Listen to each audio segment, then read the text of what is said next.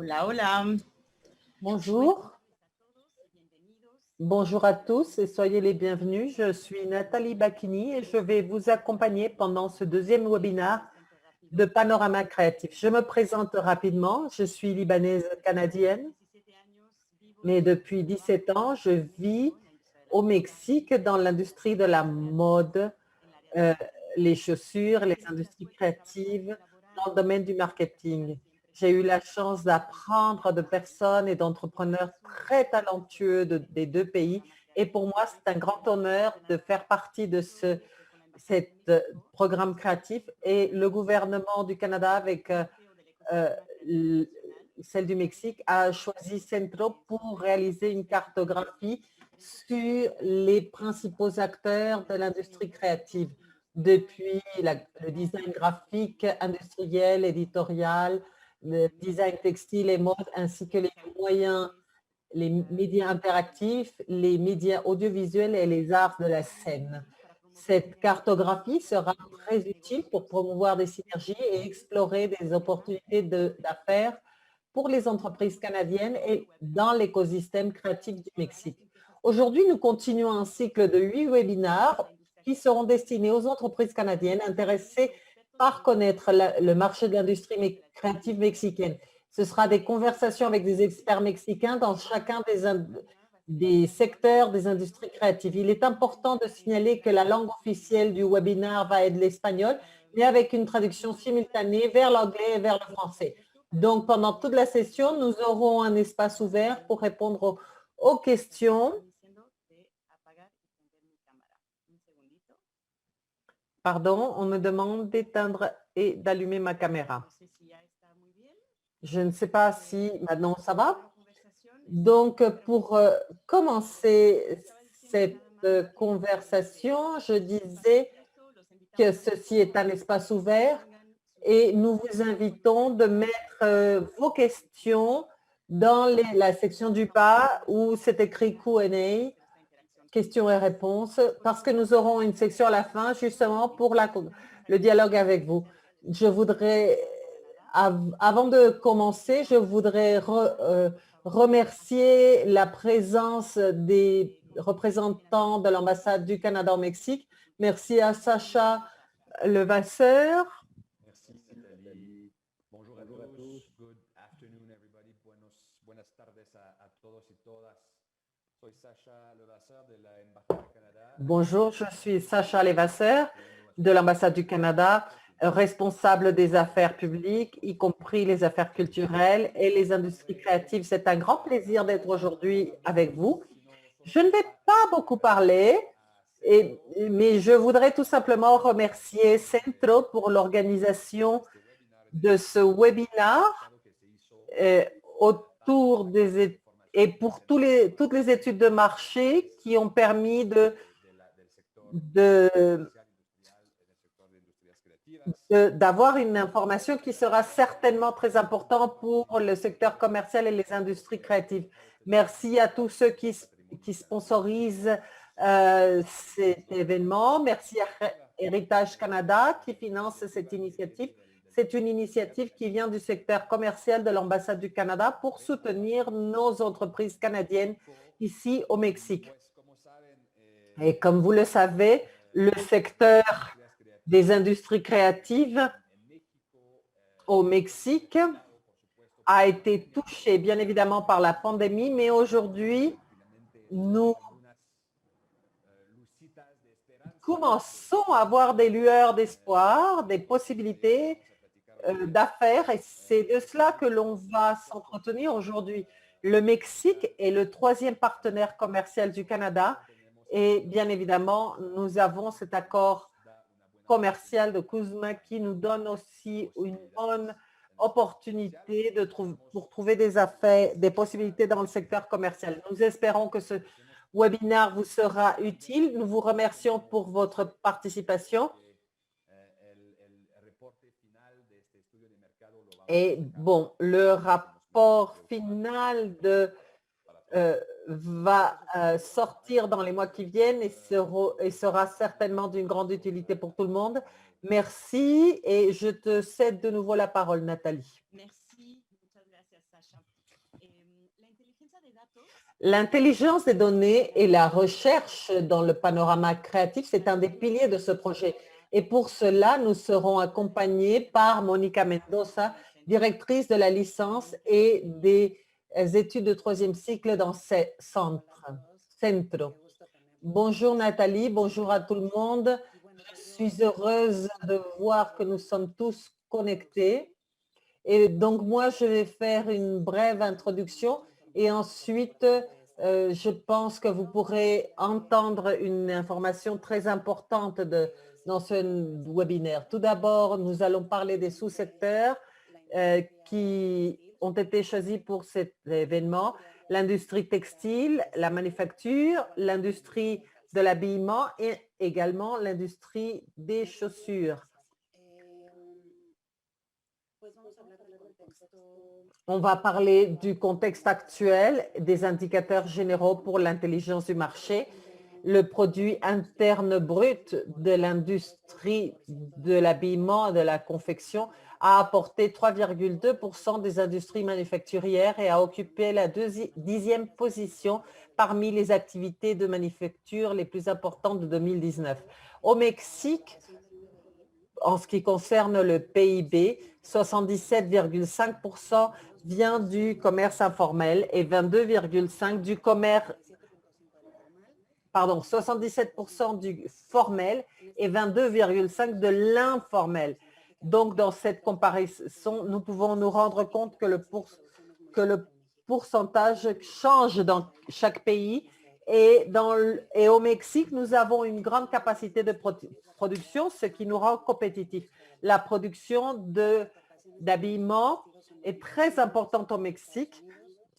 Nous destinons 85% de nos produits vers les États-Unis et 2 et quelques pourcents pour le Canada et le reste pour les autres pays.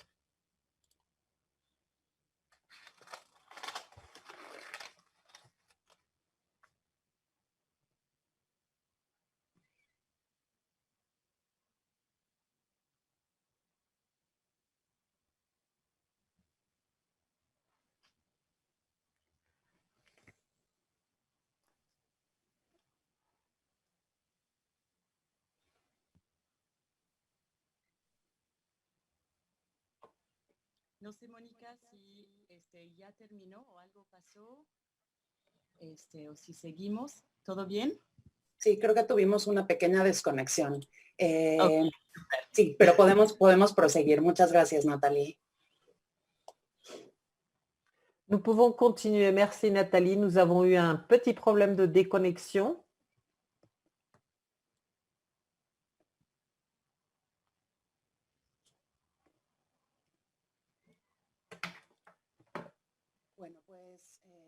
Eh bien, excusez-nous, je pense qu'il y a eu un petit problème de connexion. Nous avons vu la perspective générale du marché pour le secteur de la mode et pour approfondir dans cette perspective, nous avons 2 invités spéciaux très importants aujourd'hui et malheureusement, je crois que Fernando Cuadra est en train d'avoir un fort problème de connexion. Donc, nous espérons qu'il pourra se joindre à cette conversation. Entre-temps, j'ai le plaisir de vous présenter Jacobo Romano. Merci, Jacobo, d'être avec nous et de nous accorder un peu de ton temps aujourd'hui. Jacobo travaille à Tiltex, une entreprise fondée en 1949 consacrée au design, production et commercialisation de produits pour les femmes comme les cosmétiques et les produits pour le foyer. En 1945, ils commencent leurs opérations d'exportation vers les États-Unis, l'Amérique centrale et l'Amérique. Merci, merci à tous. Merci de m'avoir invité. Notre rôle est de voir de quelle manière on peut collaborer avec l'industrie, avec Centro et évidemment avec le Canada où tout est commercial disponible à collaborer avec nous dans ces multidisciplines. En ce qui me concerne et ce qui concerne l'entreprise que je représente, je voudrais vous inviter pour l'invitation. Je vous salue tous. Et je ne sais pas si Nathalie veut faire une introduction ou si l'on passe directement dans le thème. Je pense qu'on peut aller directement, rentrer directement en matière. Et je pense que tu pourrais parler des lignes d'affaires qui existent dans votre entreprise. Je pense que c'est comme cela que nous comprendrons pourquoi tu es un invité important. Eh bien, tout d'abord, je pense qu'il faut mentionner, surtout pour les gens qui sont en dehors du Mexique et qui ne nous connaissent pas, il faut mentionner que nous, depuis la création, on a été intégrés verticalement. C'est-à-dire que nous achetons les fibres. Nous parlerons plus tard de notre chaîne de valeur composée, mais nous achetons les fibres et nous les traduisons en marques. Plus que de fabriquer des produits, nous n'aimons pas nous concevoir comme cela. Nous concevons comme des marques de mode qui ajoutent une valeur pratique et fonctionnelle à la vie des personnes. Et ceci est clair à travers les différentes lignes d'affaires que tu as déjà mentionnées, Monica, qui actuellement concernent l'habillement. Au début, nous faisons des sous-vêtements. Aujourd'hui, je peux te dire que la lingerie ne concerne que 40% de notre production. Pour le reste, ce sont d'autres catégories. Et nous sommes quand même des leaders dans le marché de lingerie, sous-vêtements au Mexique et en Amérique latine. Ensuite, nous avons incorporé aussi une ligne de chaussures importante, ce qui a constitué un complément. 95% de ces chaussures sont fabriquées au Mexique, dans la ville de León et de Guadalajara. Ce sont des produits qui fournissent non seulement le Mexique, mais le marché international. Nous avons aussi une ligne de beauté également, où nous avons notre propre ligne de beauté en termes de couleurs, de soins, et nous avons établi une alliance importante avec L'Oréal et d'autres marques. Donc, voilà quelles sont les lignes que nous avons dans notre entreprise.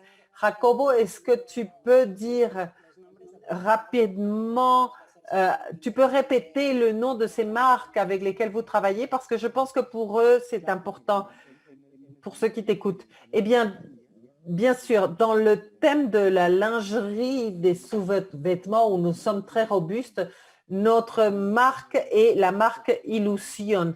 Illusion est leader au Mexique et dans le marché hispanophone au Mexique et en Hispano-Amérique. Excusez-nous, il y a une interruption. Il y a un micro qui est allumé.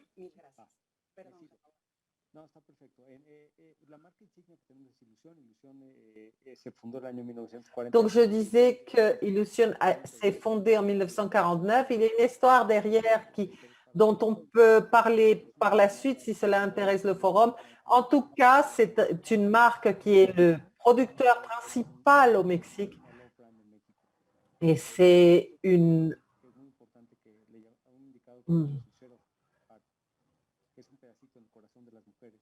Et nous pensons que nous avons occupé au Mexique un espace dans le cœur des femmes au Mexique. Non seulement nous sommes la marque la plus importante quant à la distribution, mais nous sommes très honorés aussi par le fait que dans le marché hispanique, nous sommes reconnus par la marque que l'on connaît le plus, que l'on aime le plus.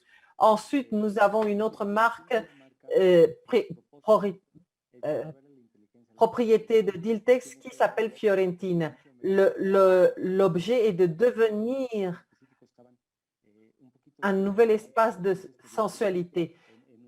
La femme était stéréotypée dans une certaine sexualité et donc dans Fiorentina, on essaye de créer des alternatives, de redonner de l'intelligence à la sensualité. Parfois on y arrive plus, parfois moins, mais nous avons créé des espaces commerciaux numériques et physiques à travers des produits élégants, sophistiqués, qui apportent un plus à la vie quotidienne des femmes. Par ailleurs, nous avons aussi d'autres marques et des alliances. Par exemple, depuis 2004, nous avons une alliance avec une marque qui opère aussi dans le Canada, qui est à Vanity. Et Fruit de Loom. Fruit de Loom est important au niveau de la lingerie. Comme vous le savez, c'est une marque de base. En plus de Fruit de Loom, nous avons une marque qui est très importante pour le Canada et les États-Unis, qui est Vanity Fair. Une grande partie de la production de Vanity Fair est produite par Diltex, 100% pour le Mexique et un grand pourcentage dans le reste du monde. Couvé, une marque niche pour les marques qui produisent des vêtements très grands, extra grands, qui soulignent favorablement les courbes des femmes et Bassaret et d'autres marques. Ce portfolio, ce sont des produits qui se différencient avec différents styles. Bon, tout le monde a des soutiens-gorge, etc., mais les styles sont différents. Et pour terminer, récemment, nous avons fait une alliance importante avec Davis Brand, qui est une marque importante dans le monde. Et nous avons la franchise pour le Mexique, l'Amérique latine. Nous avons traversé le COVID, mais nous sortirons de l'avant. Nous travaillons aussi avec Maybelline et L'Oréal, Garnier et d'autres marques. Je pense que ceci vous donne un panorama plus large de ce que nous faisons. Eh bien, merci beaucoup, Jacobo. Et pour tout le monde, je présente Fernando qui a pu se connecter. Merci beaucoup, Fernando, d'être là et de partager ton temps et ton expérience avec nos auditeurs canadiens. Je vais te présenter très vite pour que vous ayez le contexte de qui vous êtes. Je remercie Fernando Cuadra, qui est un entrepreneur très reconnu, qui a commencé sa première entreprise en 1946. Il a beaucoup de succès dans l'industrie des chaussures. Il travaille toute la chaîne depuis le cuir, mais il a plusieurs marques. Il fabrique des bottes de cowboy aux États-Unis. En plus, il est monteur de plusieurs projets d'entreprise.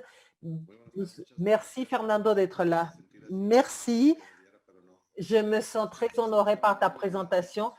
J'entendais la conversation sur Illusion et tout ce que fait cette entreprise-là. Franchement, félicitations. Vous êtes très diversifié et votre proposition est excellente. Corral est très lié à cette expérience et nous avons un peu la même idée d'embellir les femmes internement. C'est-à-dire que la femme ne va pas annoncer « Regardez, j'utilise Victoria's Secret ». C'est très personnel. Et nous, dans nos bottes, par exemple, c'est un peu la même chose. Nous avons beaucoup de détails, par exemple, dans le tube de la botte. Et c'est vrai que le tube de la botte est d'excellente qualité et pourtant, c'est couvert par le pantalon. Mais nous pensons que c'est la même chose que pour le lingerie. Mon téléphone, c'est 447, si tu veux le noter. L'idée, c'est de joindre nos efforts. L'idée, c'est de créer et d'ajouter de la valeur et que les gens cherchent cette valeur. Et pour que les gens qui ont perçu cette valeur répètent l'expérience et l'entreprise connaisse un succès. Et quand on parle de la redistribution des ressources, on peut nous dire, il a beaucoup vendu, le segment a grandi. Oui, mais attention, on ne doit pas prendre l'espace de quelqu'un d'autre. Parce que plus tard, il ne s'agit pas de prendre l'espace de quelqu'un d'autre. Mais l'idée, c'est que les gens répètent l'expérience et par exemple, tous les 6 mois, qu'ils rachètent une paire de bottes. Ça, c'est un défi assez intéressant. Est-ce que je peux me permettre de t'interrompre, Fernando, pendant un tout petit moment? parce que je voudrais que tu nous présentes toutes les lignes de Corral pour que notre audience connaisse le contexte. Vous avez beaucoup de lignes d'affaires. Est-ce que tu peux nous dire quels sont les différents domaines dans lesquels tu travailles dans l'industrie du cuir et de la chaussure? Dans le canal de distribution, nous travaillons dans tous les magasins. Aux États-Unis, nous avons 10 000 points de vente. Nous avons des points de vente dans 27 pays, Corral, Quadra, Secungi, et nous avons aussi des petites marques liées à Quadra. Nous avons le style de vie, depuis le chapeau, les vêtements, les chaussures, des sacs à main, des valises. L'idée, c'est d'intégrer verticalement l'affaire depuis les viviers de crocodiles, etc., jusqu'aux marques. Et aux États-Unis, ce que nous voulons faire avec Quadra, nous avons par exemple des magasins bien placés à César Palace, Fashion Mode. Seulement à Las Vegas, au Mexique, nous avons 64 magasins. Dans l'Amérique centrale et du Sud, nous avons aussi 64 magasins. Et le Storing and Store, il faudrait en parler davantage, mais le Storing and Store, c'est un résultat assez fort parce que lorsque tu vas chercher un acheteur, un consommateur, il peut dire « je n'aime pas » et il disqualifie un produit alors que le niche est bien précis. Donc, ce que nous faisons, c'est que nous avons un produit, par exemple, s'il ne se vend pas, on passe ce produit dans une autre marque, etc. Mais si le produit prend et s'enracine, on le laisse. Nous sommes présents dans près de 100 pays avec un Store in Stores et ça a fonctionné d'une manière spectaculaire, ce qui nous a beaucoup aidé. Par exemple, en période de pandémie. Nous allons ensuite parler de ce thème. Je vais peut-être en profiter pour parler de toutes ces données et ensuite j'aurai une question pour Jacobo. Il faut prendre en considération que de 100 pesos pour l'industrie textile, 59% sont nationaux et 41,1% sont importés. Et pour l'industrie de la confection, de l'habillement, 57,1% sont nationaux et 42,9% importés. Donc, après les interventions de Jacobo et de Fernando et après avoir connu leur ligne d'affaires, je voudrais demander à Jacobo, en termes de la chaîne d'approvisionnement, quelle est la procédance de tes matériaux? Tu as une structure verticale que tu as brièvement mentionnée ou bien tu dépends d'un tiers et dans ce cas, dans quelle mesure et quelle est la procédance? Je sais que dans le cas de Fernando, ils ont une ligne verticalement intégrée depuis les animaux jusqu'à la vente des produits. Tu peux nous en parler un peu plus, Jacobo? Oui, bien sûr, le thème de l'intégration a été présent depuis le début en tant qu'entreprise et il s'est consolidé et pas forcément pour une volonté explicite de notre part. Et je vais parler de ce thème, mais je voudrais aussi parler de la vitesse du marché et des produits de qualité. Je pense que Fernando et moi, on se soucie de cela. Je pense qu'il faut contrôler la vitesse d'entrée dans le marché et de la qualité. C'est pour cela que nous avons essayé de créer une chaîne intégrée. Nous, on achète la fibre, on fait tout le tissu, on crée tous les tissus que nous utilisons, enfin 98%. Vous connaissez les différents types de tissus, les tissus chicots, les tissus élastiques, enfin les différents types de tissus. Nous concevons tout, nous produisons tout Nous achetons la fibre, 85% de la fibre que nous achetons, comme le coton ou des synthétiques comme les polymères, le polyester, etc. Nous avons un accord avec Leica Company depuis des années et cela recouvre à peu près 90% de ce que nous achetons. Et à peu près 88% est produit dans la région, soit les États-Unis ou le Mexique, mais la grande majorité, c'est le Mexique. Et cela montre bien comment nous sommes intégrés dans la chaîne de production et dans la chaîne de valeur. Eh bien, merci beaucoup, Jacobo. Je vais connecter cela avec ce que disait Fernando avant. Je voudrais parler brièvement des canaux de distribution, non sans mentionner auparavant que les ventes de commerce électronique dans le marché mexicain de l'industrie de la mode se sont développées de 41%, ont grandi de 41% pendant la pandémie. Nous savons que les exportations de l'industrie de l'habillement sont de 95% pour les États-Unis et 2-3% vers le Canada. Fernando et Jacobo, je vais vous demander de parler des différentes lignes d'affaires, que vous savez quels sont les canaux principaux. Nous, on est dans des magasins et dans propositions de présentation directe du produit. L'affaire de date covers pour nous était le plus important parce que les clients aiment bien toucher les produits, mais les gens parfois se disent « Oh, les autruches, les crocodiles, etc., les pauvres ». Mais nous avons diversifié, cependant sans ouvrir toute la gamme. Parfois, si on ouvre toute la gamme, c'est compliqué d'entrer et sortir. Parfois, cela peut devenir très compliqué. Et nous, dans Corral, on a plus de 1000 produits. Imaginez une page avec 1000 produits, tout le monde devient fou. C'est pour ça que nous avons fait une émigration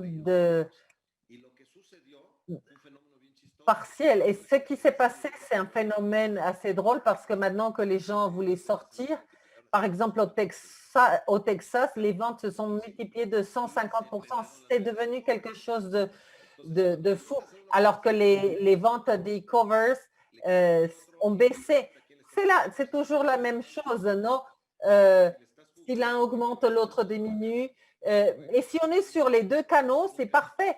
Mais si l'on élimine un des deux canaux, ça peut devenir compliqué. Donc, nous, on n'élimine jamais nos magasins. En ce moment, il y a des développements extrêmes. Dans les magasins, on a augmenté nos ventes de 161%. D'ailleurs, nous avions la queue à l'extérieur des magasins. Alors, on se demandait, mais qu'est-ce qui se passe? Eh bien, les gens voulaient toucher le produit, sentir le produit, ce qui n'est pas possible sur ligne. Donc, les gens doivent sentir une curiosité, sentir qu'ils peuvent avoir une expérience en allant dans le magasin. La publicité de bouche en bouche, de bouche à oreille est très importante aussi. Les gens croient ce que disent les reviews. Donc, nous, on fait très attention. Si, par exemple, si quelqu'un nous dit que les bottes, si quelqu'un dit les bottes ne fonctionnent pas, on dit immédiatement au client, ne t'inquiète pas, on t'en donne d'autres. Si ce client se plaint de nouveau, on l'élimine, on le bloque. Il y a des gens qui achètent vendredi et te rendent les bottes lundi, mais qui les a déjà utilisées pour aller à un mariage pendant le week-end. Mais on a identifié ces clients. Est-ce que j'ai répondu à ta question? Oui, tout à fait. Et j'invite à notre audience à vérifier les marques de Fernando parce que c'est totalement extraordinaire. Et Jacobo, qu'est-ce que tu peux nous dire à ce sujet?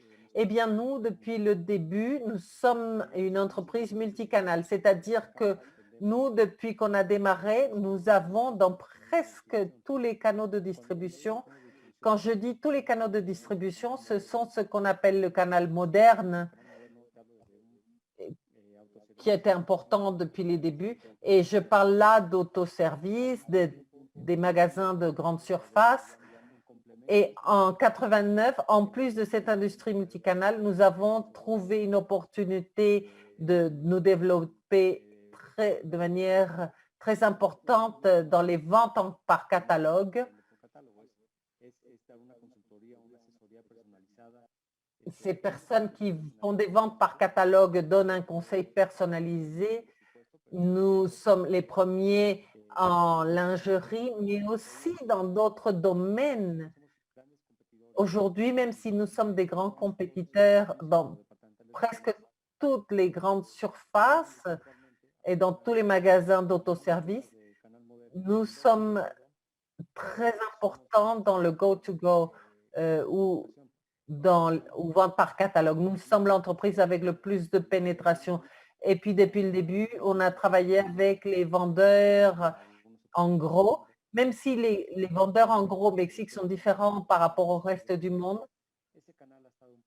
ce canal a été très touché parce que l'urbanisation et l'ouverture du commerce formel a un peu nuit aux vendeurs en gros.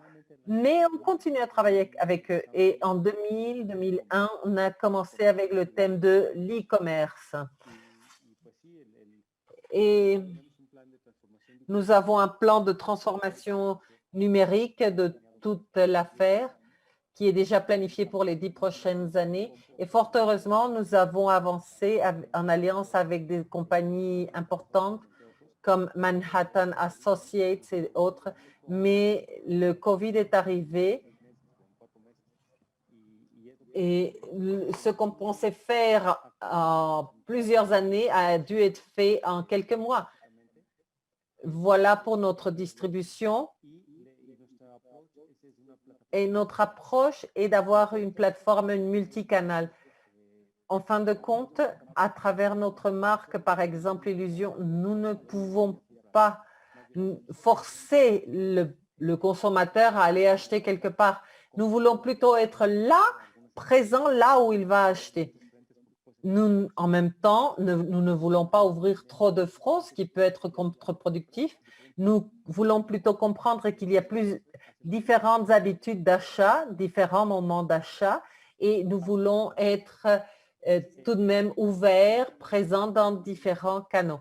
Il est important de mentionner qu'assez souvent, comme nous sommes dans la région et comme nous avons des traités avec les États-Unis et le Canada, nous avons été chercher pour travailler dans la sous-traitance.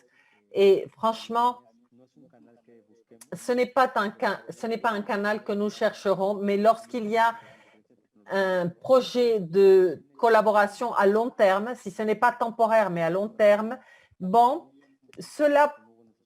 nous pouvons aussi le faire avec de bons résultats. Bon, en tout cas, il faut explorer au cas par cas.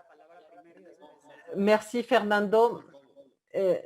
Moi, j'ai une question pour Jacobo. Vas-y.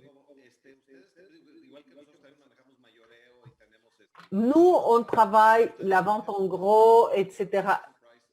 Est-ce que vous gérez le prix top? Qu'est-ce que vous faites par rapport à la rentabilité pour les clients?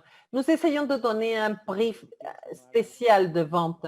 Et s'il y a des gens qui veulent se joindre à nous dans cette politique, s'il y a des personnes qui ne veulent pas se joindre à nous dans cette politique, nous essayons de comprendre pourquoi. Et si on ne parvient pas à un accord, eh bien, pour protéger la multicanalité, on préfère parfois de dire aux gens, nous ne pouvons pas faire des affaires, mais nous n'imposons pas le prix.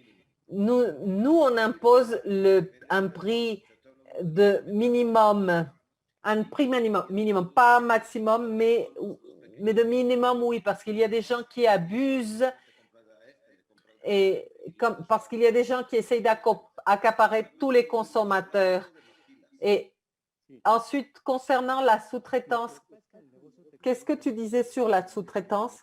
Eh bien, le domaine textile Le Mexique a pendant longtemps été vu comme un grand pays de sous-traitance au niveau de l'habillement et aussi au niveau de l'industrie des chaussures. Le Mexique était conçu comme cela, comme un pays de sous-traitance pour le marché américain, alors que nous avons aussi d'autres industries. Et nous nous sommes rendus compte que c'était quelque chose de risqué. Parfois, on doit faire des investissements très importants et tout d'un coup, dans les entreprises multinationales, ils changent de client et tu as déjà fait tes investissements alors que les bénéfices étaient minimes. Nous préférons donc travailler au niveau de nos marques. C'est pour cela que je disais que la sous-traitance n'était pas quelque chose qui nous intéressait toujours. Mais si quelqu'un veut établir une alliance commerciale de long terme avec des investissements partagés, là, oui, on est intéressé. Là, on est ouvert. Eh bien, merci à vous deux. Bon, cette conversation permettra de faire beaucoup d'autres conversations, certainement. C'est un thème énorme. Fernando est témoin que dans ce processus, il y a eu aussi une difficulté importante pour définir ce que c'est que l'entreprise de la mode au Mexique. Mais ça, c'est quelque chose que l'on verra plus tard. Mais avant de passer aux questions de notre audience, je voudrais que l'on parle d'un thème très important pour l'objectif de ce webinaire. Qu'est-ce que vous pouvez nous dire de manière brève concernant vos affaires avec les entreprises canadiennes? Et dans ce sens, quelles recommandations vous pourriez donner aux entrepreneurs et aux organisations qui nous accompagnent pour établir des relations commerciales entre nos pays? Fernando, veux-tu commencer? Ensuite, on cédera la parole à Jacobo. Écoute, je ne l'ai jamais fait de manière ouverte, mais je vais le faire. Concernant le thème de la sous-traitance, ce que dit Jacobo me paraît intéressant. Le fait de construire une valeur ajoutée pour une marque et que cette valeur ajoutée soit reconnue, ce n'est pas toujours simple. Ce que nous avons fait dans le groupe Quadra, c'est de manufacturer et Quadra et la sous-traitance. Quand nos marques se sont développées, on a commencé à baisser dans la sous-traitance parce que c'est vrai que ces entreprises multinationales veulent imposer les prix, te tordre le cou et te dit, ils te menacent, on partira en Chine, on partira au Vietnam, etc. On a continué à faire de la sous-traitance, mais nous n'avons jamais prostitué nos marques. Nous, on a notre marque avec une haute valeur et ensuite, on fait aussi de la sous-traitance. Mais c'est vrai que les gens qui te demandent de faire de la sous-traitance ne se soucient pas trop de la qualité, mais du prix. Nous, on fabrique pour une entreprise de sacs française très importante, tu sais laquelle, et pour $1, ils nous ont quittés. Ils avaient une marge de bénéfice énorme et pourtant, ils nous ont quittés. Donc, c'est vrai que lorsque qu'il est préférable de développer nos propres marques et de baisser la sous-traitance. On peut même finir par éliminer la sous-traitance. Et est-ce que tu peux parler des lignes d'affaires que tu as avec le Canada? Veux-tu parler brièvement de ce thème et des recommandations pour les entrepreneurs industriels qui veulent établir une relation dans cette industrie entre les deux pays? Jacobo, tu commences ou je commence? Eh bien, avec le Canada, je me suis rendu compte que le reptile ne se vendait pas au Canada et j'ai dit c'est quelque chose de personnel. Si on me dit non, moi je me dis je vais obtenir ce oui. Donc nous sommes allés à Standby qui fait des rodéos au Canada et dans la zone de Calgary et nous leur avons dit nous a bloqué pour les reptiles. Donc, je leur ai fait des propositions. On leur a envoyé 1000 bottes de crocodiles Et ces bottes ont été vendues en 22 jours. Alors qu'en moyenne, c'est les bottes que l'on vend normalement en un an. Et ils se sont demandé pourquoi? Eh bien, parce qu'on avait intensifié. Par rapport à l'e-commerce, c'est vrai qu'on rend la marchandise. Et nous avons dit, c'est pas grave, ces retours de marchandises, c'est moi qui les paye. Et tu me payes 60 jours après avoir vécu l'expérience. Ils ont tout vendu, ils ont refourni et ils m'ont jamais payé la première partie de l'argent seulement 60 jours plus tard. C'est-à-dire avec mon argent, ils ont payé le deuxième approvisionnement. Mais aujourd'hui, ce sont des clients fidèles. Et nous avons établi ces clients grâce à une certaine empathie parce qu'ils étaient motards. Nous, on leur a fait des bottes spéciales motards. Donc, on crée de l'empathie, on présente le produit, on demande au propriétaire d'essayer le produit et c'est lui-même qui tombe amoureux. Voilà quelle serait la proposition pour le Canada. Le Canada est différent, fonctionne de manière différemment. Le prix est important, l'administration leur intéresse aussi et les chiffres sont examinés en détail. Donc, nous, on doit comprendre ça si on veut travailler avec le Canada. Moi, pour compléter ce que dit Fernando, et je suis totalement d'accord avec lui, je pense que le thème de la mode est dans toutes les disciplines qui ont trait à la mode. Cela peut rajouter de la valeur aux entreprises mexicaines. Au Canada, le design industriel, les designs de base, ça c'est un thème très développé. Et au-delà de notre envie d'exporter vers le Canada, je pense que le Canada peut vouloir coopérer avec les entreprises canadiennes parce que le Canada est si grand et donne aussi un service à un marché aussi grand que les États-Unis et l'Europe. Et je crois qu'ils ont développé un énorme capital intellectuel et donc à travers leurs agences et les entreprises qu'ils ont, ils peuvent aussi être intéressants pour le marché mexicain.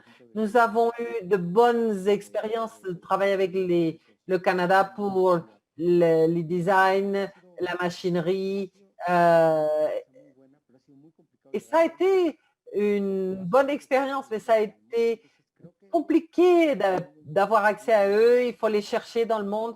Et donc, à travers toute cette multidiscipline dont vous parlez dans ce forum et les liens formels, je pense que ce serait idéal de trouver des canaux d'accès au-delà de la mode. Mais pour parler de la mode et de la fabrication, et je coïncide avec Fernando concernant le thème de la manière de travailler des entreprises canadiennes, c'est vrai qu'ils donnent une grande importance à l'administration, etc. Eh bien, je crois que le Mexique a l'obligation, les entreprises mexicaines ont l'obligation de démontrer au marché canadien que nous ne sommes pas des entreprises improvisées. Parce que parfois, ils ont cette perception. Enfin, je parle de mon expérience, pas de manière générale, mais selon mon expérience, quand on se rapproche de marques importantes, et je parle de Hershey, Aritza, Lululemon, d'autres entreprises au Canada qui le font très bien, quand on se rapproche d'eux, ils pensent que nous sommes improvisés, que nous sommes fondamentalement des manufacturiers pour les États-Unis. Et je pense qu'on a pu les surprendre quand ils ont vu à quel point on fonctionnait bien dans les entreprises textiles, dans tous les domaines, pour la chaussure, etc. Et je pense que c'est une obligation de deux côtés de voir comment on peut améliorer notre communication. Nous et j'imagine que Fernando aussi, nous sommes certifiés. Nous avons l'ISO, nous avons des certifications de durabilité, etc. et cela ouvre une manière nouvelle de fonctionner pour ce qui concerne le commerce avec des entreprises canadiennes. Pour la nouvelle génération, les millennials, etc., se soucient énormément de l'origine des produits et la manière dont on fabrique dont on fait les commerces. Et je pense que la traçabilité est importante, d'où tu viens, qui tu es, pourquoi tu fais les choses comme tu les fais, etc. Tout cela est devenu important. Au Mexique, on en est déjà là. Et donc, je pense que nos deux pays doivent capitaliser cette opportunité et rassurer le consommateur. Et pour terminer, excusez-moi de parler de cela, je ne sais pas dans le cas de Fernando, mais pour parler de lead time, les entreprises canadiennes qui travaillent dans le time to market, dans le flux d'effectifs, il faut avoir les ordres, les avances, attendre ces 90 jours pour que les produits arrivent, etc. Au Mexique, pour que le Canada fournisse le marché mexicain, on parle des times qui se réduisent au tiers de cela. Et ça, c'est une synergie où il peut y avoir un bénéfice pour tout le monde. Totalement d'accord, totalement d'accord.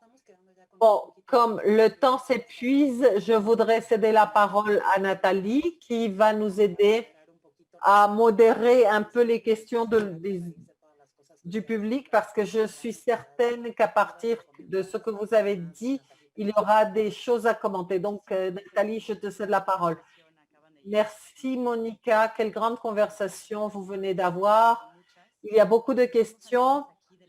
Nous avons ici quelques questions des auditeurs et donc j'invite ceux qui n'ont pas encore posé leurs questions à les poser puisque nous avons encore quelques minutes ensemble. Il y a des questions. Je vais commencer par une question pour Fernando. Je n'ai pas eu le plaisir de vous rencontrer personnellement, mais je suis heureuse de vous voir là. Vous avez eu beaucoup de succès pour vous introduire dans le marché américain. Quels sont pour vous les principaux défis par rapport au marché canadien? Plus qu'un défi, je vais te dire ça facilement. Il faut que tu connaisses le marché, que tu t'y promènes, que tu comprennes les mœurs. Ne t'éloigne pas trop de ta première proposition et invite-les à avoir une expérience. Nous leur avons montré le traditionnel au prix qu'ils voulaient, parfois sans avoir de marge de bénéfice. Mais nous avons proposé une valeur et aujourd'hui, nous faisons partie du mainstream. Et c'est comme ça qu'on n'a pas disparu. Donc, le marché canadien est un marché important avec des prix qui ne sont pas aussi élevés que ceux des États-Unis. Ça, il faut le savoir tout de suite. Mais si on arrive à connaître ces niches des marchés, tu as gagné. Nous, par exemple, on vend aussi dans la zone française au Québec, à Montréal, à Ottawa, mais c'est une proposition avec des petits montants. Ce qui est plus fort, c'est la zone anglophone généralement. C'est là que se produit le boom. Mais je vous invite à aller de toute votre force vers le marché canadien. Quelles croyez-vous que sont les opportunités de collaboration dans le domaine de la lingerie avec les entreprises canadiennes? Comme Nathalie l'a dit il y a un moment, je pense que ça vient depuis l'opportunité du design. Les Canadiens sont très forts dans le domaine du design et de la créativité et je veux bien qu'ils peuvent exporter leur design et la créativité. Et spécifiquement dans le thème de la lingerie, je pense que le Mexique est une plateforme pour que le Canada puisse approvisionner son marché local et même américain.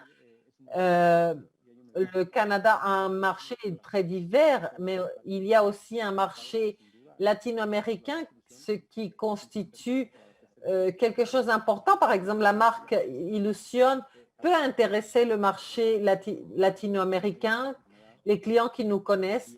Actuellement, on travaille avec Vieline, qui est une entreprise canadienne très robuste, et ça se passe très bien. Mais je pense qu'il y a une opportunité énorme pour qu'ils commencent à avoir confiance dans les marques mexicaines. Parfait. Je vais te dire une chose que je ne t'ai pas dite. Quand tu as la sécurité de ton produit et quand tu étends le délai, si par exemple tu leur dis « mon produit fait 4 ou 5 tours par an et si tu ne vends pas, je te reprends les produits ».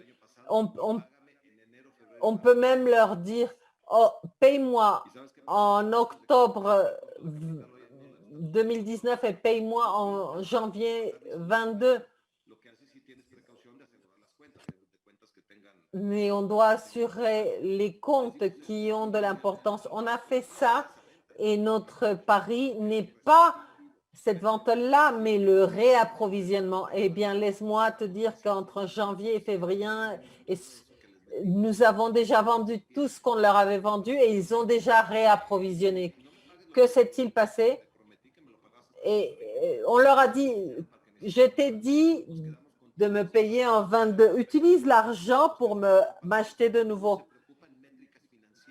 Tout le monde s'inquiète des métriques financières, de la rentabilité, l'investissement, etc. Et nous, on pulvérise le coût du capital. Maintenant, avec les hauts et les bas des dollars, on est devenu très compétitif au degré de devenir intouchable dans ce domaine. Je n'ai même pas de secrétaire, ni d'assistante, ni rien. Mais nous avons 6500 clients dans nos usines. Eh bien, moi non plus, je n'ai pas de secrétaire. Jacobo non plus. C'est moi qui réponds au téléphone. Quand il y a un problème de quelque pays que ce soit, c'est moi qui réponds. Et c'est moi qui apprends à partir des échecs. Si c'est toi qui réponds aux questions, si tu réponds 24 heures sur 7, si tu fais les choses proprement, si tu réussis à faire ce que tu promets, le succès est garanti. Que ce soit les États-Unis, le Canada ou quoi que ce soit. Jacobo, ce sera un plaisir de te rencontrer en vrai quand tu voudras. Moi aussi. Le temps s'épuise, nous allons devoir terminer. Il y a encore d'autres questions.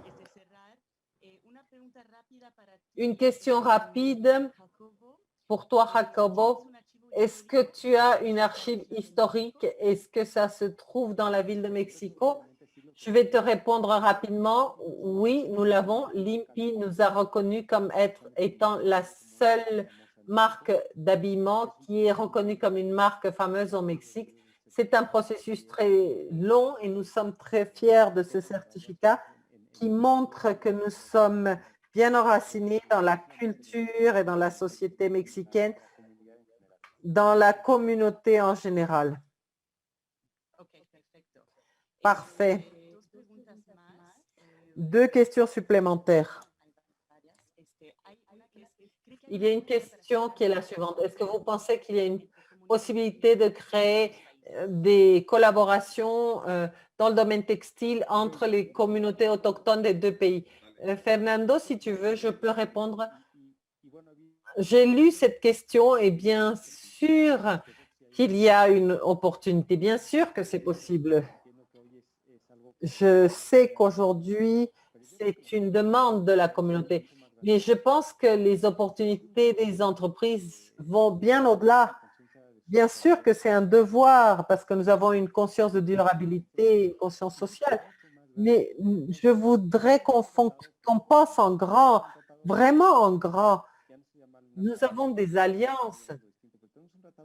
Nous avons un traité si robuste que moi, je m'inquiéterais si on se limitait à penser uniquement au thème autochtone, qui est bien sûr important, mais notre plateforme est beaucoup plus robuste encore que ça. pour vraiment tirer des bénéfices de toutes les opportunités que nous avons. Je ne sais pas si tu voulais rajouter quelque chose, Fernando, parce que le temps se termine. Oui, je voulais dire que nous avons travaillé avec des communautés dans le Chiapas, mais malheureusement, la vente en détail fonctionne, mais la vente en gros ne fonctionne pas. Ce qui fonctionne, c'est la vente au détail. Et avec les Mayas, nous sommes nous travaillons dans l'élevage de crocodiles et ça a un succès énorme. Les Mayas ont eu une opportunité de travailler avec Hermès et ils ont 96% de bénéfices. Imaginez-moi ça. Mais donc, ce qui est difficile, c'est d'accorder les attentes. Une dernière question pour ne pas laisser nos auditeurs avec l'impression qu'ils ne sont pas écoutés. Notre dernière question pour M. Quadra est comment est-ce que vous avez adopté, comment est-ce que vous vous êtes adapté pour ces nouvelles exigences de durabilité? Eh bien, nous travaillons de manière verticale. Par exemple, un frère dit à l'autre,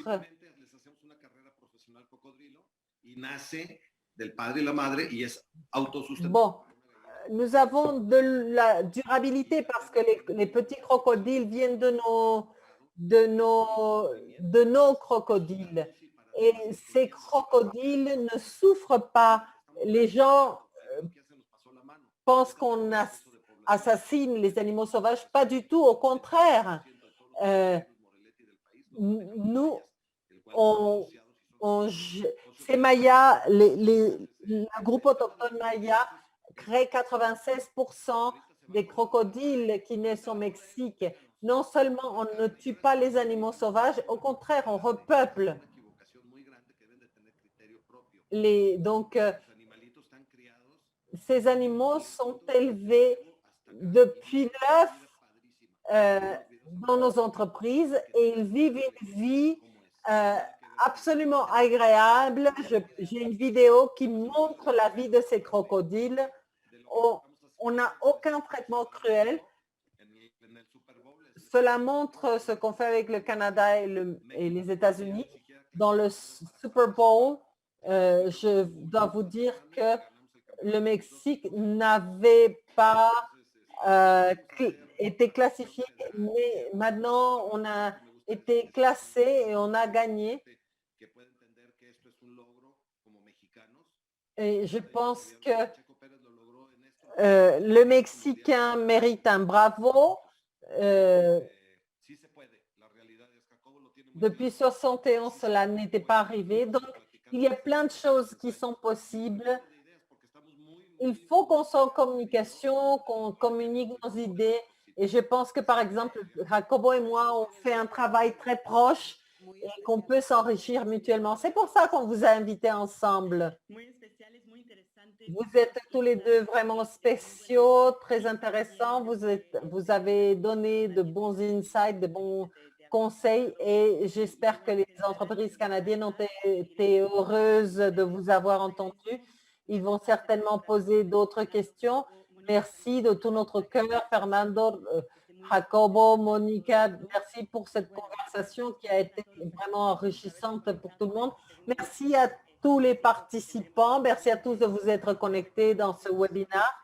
Nous vous rappelons que ceci sont des espaces de conversation qui vont continuer à nous aider à connaître l'industrie créative entre le Mexique et le Canada et qui nous ont permis d'identifier des opportunités d'affaires. Donc, nous attendons pour le prochain webinaire le 16 avril qui aura pour domaine les médias interactifs.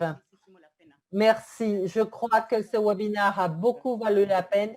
Merci à tout le monde. Fernando, on est en contact. Merci à tout le groupe. Merci aux représentants du Canada. Donnez-nous les téléphones. Oui, on va vous mettre en contact. Au revoir. Bon week-end.